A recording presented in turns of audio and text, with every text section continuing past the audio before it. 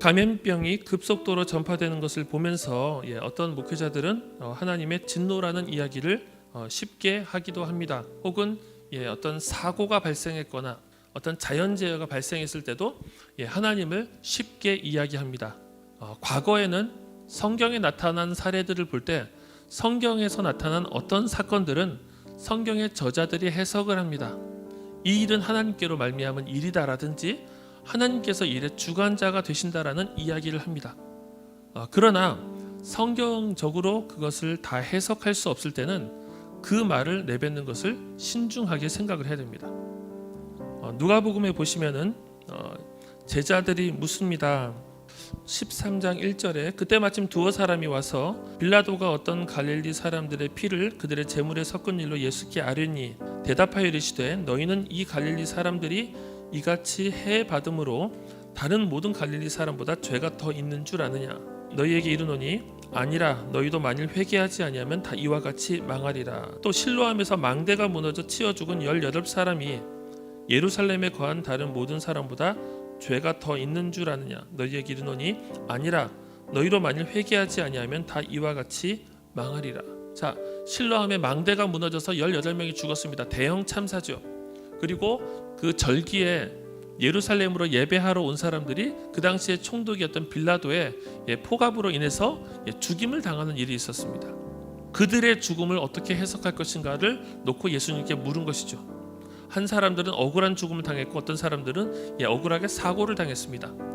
그때 예수님께서 말씀하시는 게 무엇입니까? 그들이 너희보다 죄가 많기 때문에 이렇게 된 것이 아니다라고 말씀하시는 거죠. 그리고 나서 예수님께서 어떤 경고를 주십니까?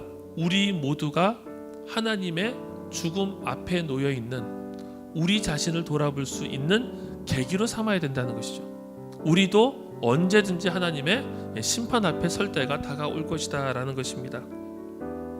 자, 그래서 모두에게 임할 죽음과 심판의 경각심을 요청하는 것, 지금 사태도 마찬가지입니다.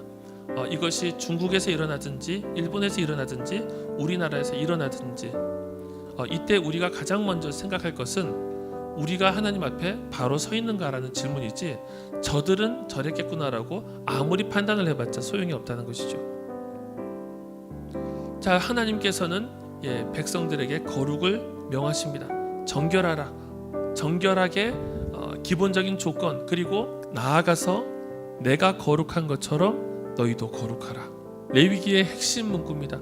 정결하라. 너희들이 나에게 받아들여지기 위해서, 나와 소통하기 위해서 정결하라라는 그 정도에 머무는 것이 아니라 내가 구별된 것처럼, 전적으로 하나님의 속성으로 구별된 것처럼 너희들도 거룩하라라고 말씀하시는 것입니다.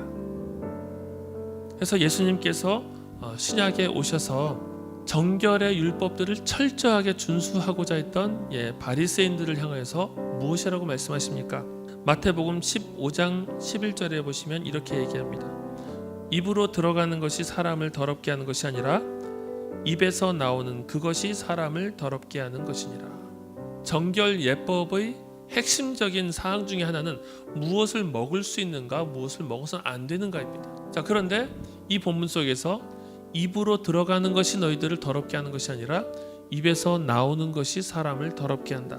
이젠 구약에 나타나 있던 이 접촉과 부정한 상태와 이 모든 부분들이 신약으로 넘어오면서 예수님께서 그들의 영혼의 상태가 마치 이와 같아야 한다는 것을 보여주시는 것이죠. 우리가 어떤 중심을 가지고 살아야 하는지, 그리고 우리의 마음 상태가 부정하다면 이 부정한 중심에서 나오는 것들이 사람을 오염시킨다라는 것입니다. 우리가 코로나 바이러스 이 감염병을 예방할 때 우리가 의식해야 될 것은 이것이죠. 접촉하는 것, 그리고 보이지 않지만 보이지 않는 세균들을 우리가 의식하고 그것을 우리 스스로가 방지하고 살아가는 것이 중요하다.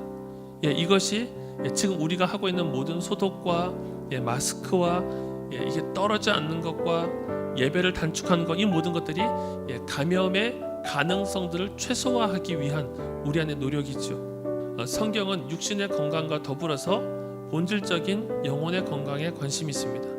영혼의 건강은 무엇으로부터 비롯됩니까?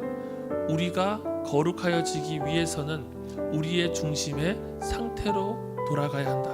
우리의 내면을 돌아보아야 한다는 것이죠.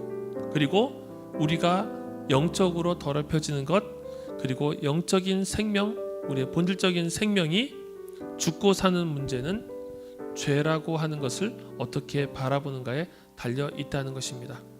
저는 여러분들이 이 시기에 교회의 모임들이 많이 제한되고 달리 신앙적으로 공동체 친교를 할 수 없는 이 환경에서 여러분들이 할 수 있는 하나님 앞에 거룩하게 설 수 있는 영혼의 생명을 육신의 생명과 더불어서 같이 꼭 챙기시기를 권합니다.